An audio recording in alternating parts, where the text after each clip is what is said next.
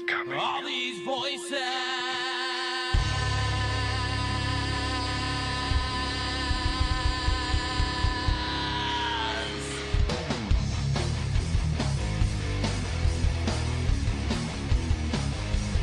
All these voices. All these things you can't explain. All these painful memories. They keep haunting you and daunting me. It's just the ghost of you and me. It's just the smoke and gasoline. It's just the ghost of you and me. Of you and me.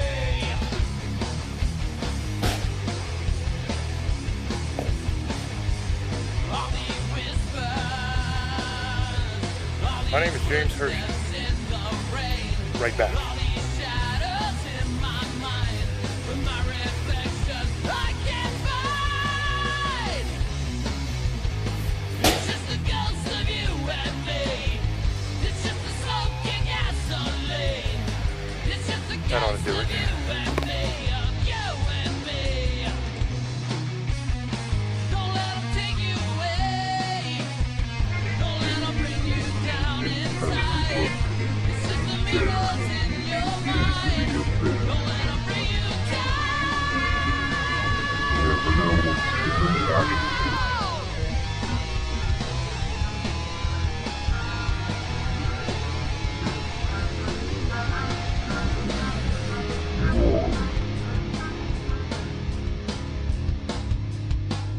Hello, everyone. This is James Hershey Jr. from the Staring Into the Abyss radio show.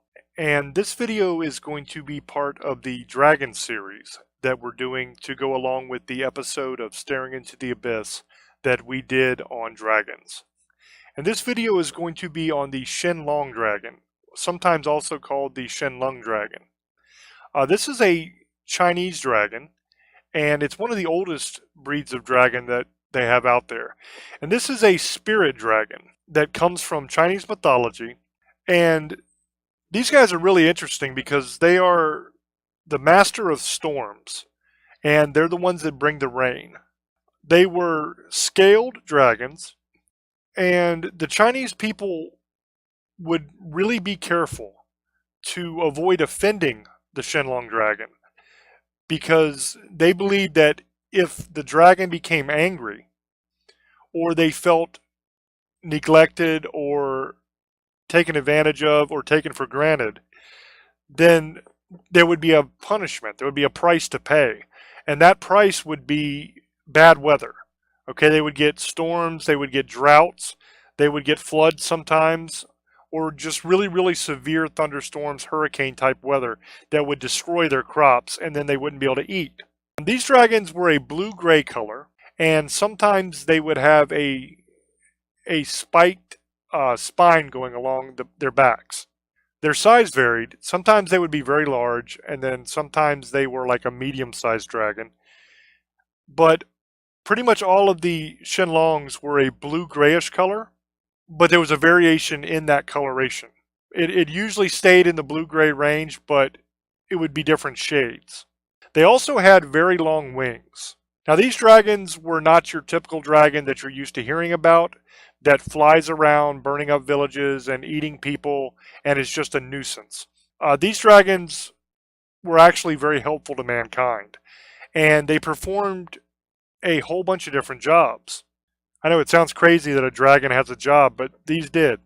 Some of the things that they would do is they would serve as mass transit, so to speak. They would carry people from place to place, like a lot of people. Kind of like a passenger plane or a bus does now, to where people will get on and be transported from this place to this place. That's one of the purposes that these dragons served. Another purpose that they served was as almost like a cargo ship. They would load freight and goods and products and stuff onto the dragons' backs, and they would carry them to another location.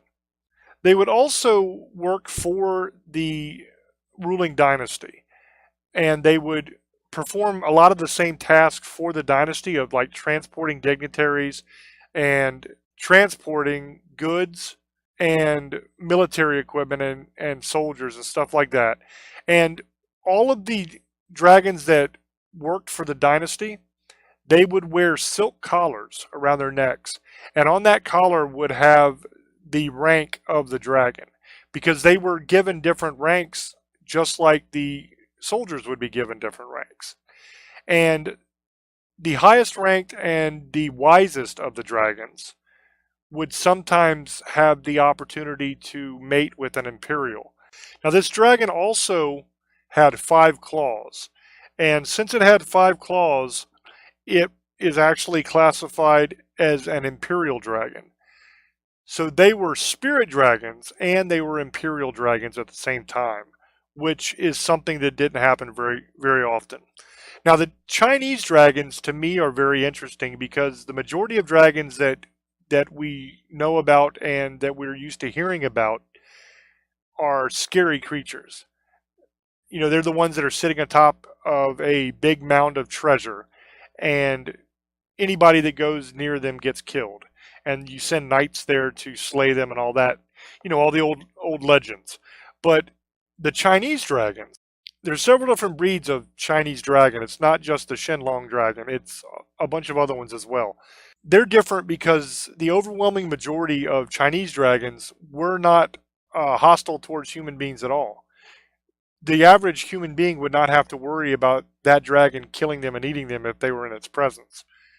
They were a very benign and even helpful creature, unlike their European and Celtic cousins.